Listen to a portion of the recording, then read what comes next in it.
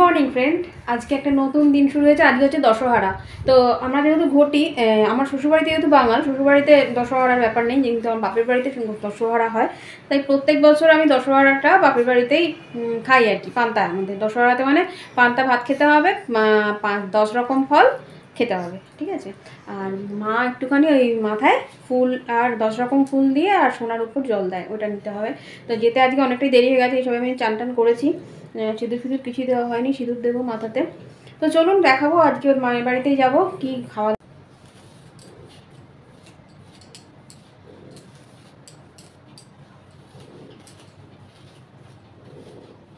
আর কালকে রাত্রিবেলা এই কানটায় খুব ব্যথা করছিল বলে না, কানেরটা খুলে রেখেছি, আগে পরে নিতে হবে। তারা মা বলছে কানটা খালি কেন, অভিয়ে বলছে কানটা, অভিয়ে জানতো না, মলিকে দিয়ে খুলিয়ে দিয়েছি কালকে, যে খুলে দেখতে কানটা একটুখানি লেগে গেছে না কানেরটায়।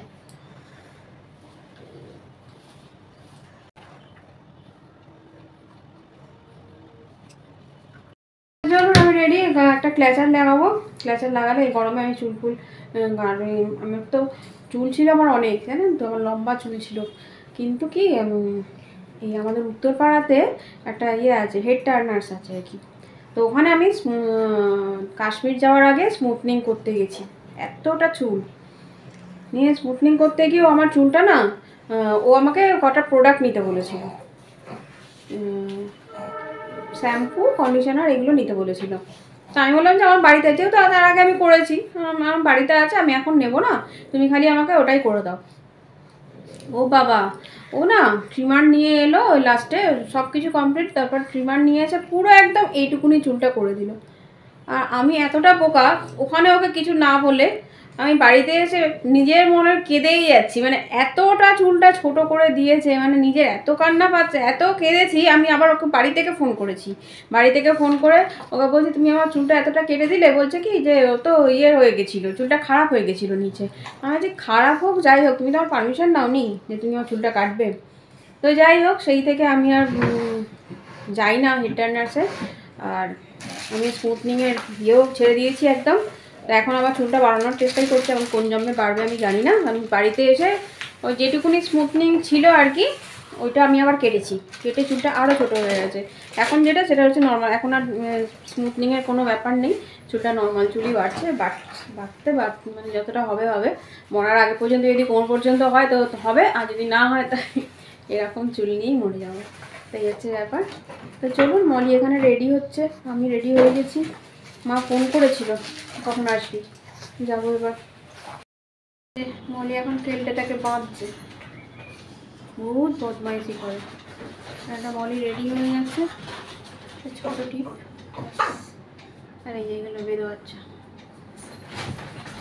তো চলুন যাই মায়ের বাড়িতে, খাওয়া দাওয়া করি আর কি, ওখানে গিয়ে আবার দেখাবো।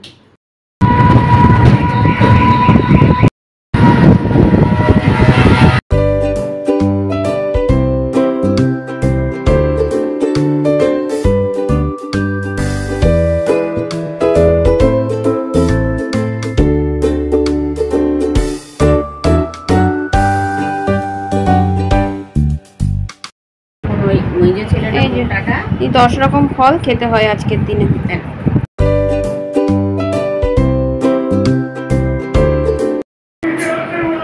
এখানে ওই বসে পড়েছে খেতে, আর এখানে আমাদের খাওয়া। মা করেছে আলু ভাতে আছে, আলু পোস্ত, কুমড়ো ভাজা, ডাঁটা আলু বড়ির একটা তরকারি, এদিকে দই আছে, ব্যাস। আর মলি ওখানে টিভি দেখতে দেখতে খায়, তাই জন্য ওই সোফাতে বসে মলি।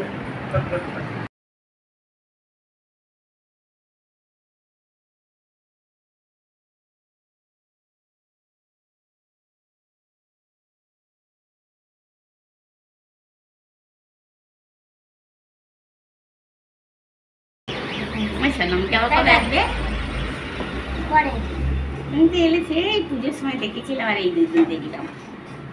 আসছি মা। সবার খাওয়া দাওয়া হয়ে গেছে, সবাই এখন শুয়ে বিশ্রাম করছে। রক্সি, খাওয়া দাওয়া হয়েছে তো? পেট ভরেছে রক্সু? হ্যাঁ, রক্সুর পেট ভরা, মুখ চোখ দেখেই বোঝা যাচ্ছে রক্সি খুব খুশি, তাই তো রক্সু? পেট ভরেছে তো? আর খাবে? আর খাবে? খাবেন নাকি আর? খাবার নাম শুনলে সবসময় ঘাটটা কাট। মিমু খাবেন নাকি? এই সাহেব খাবে? খাবে খাবে সাহেব খাবে না মিমি খাবে? ওরে বাবা রে, জ্বর চলে আসছে, জ্বর।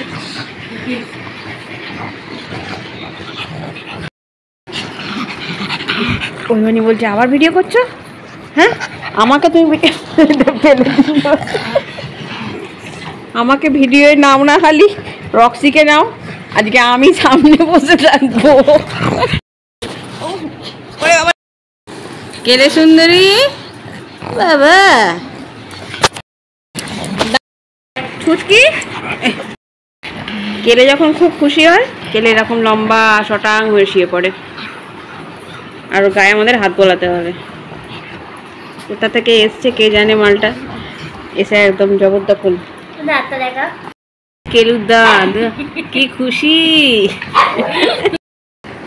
তো চলুন, ব্লগটা আজকের মতো এখানেই শেষ করছি। আমাদের এইসব চলতেই থাকবে আর এরা বদমাইশি করতেই থাকবে।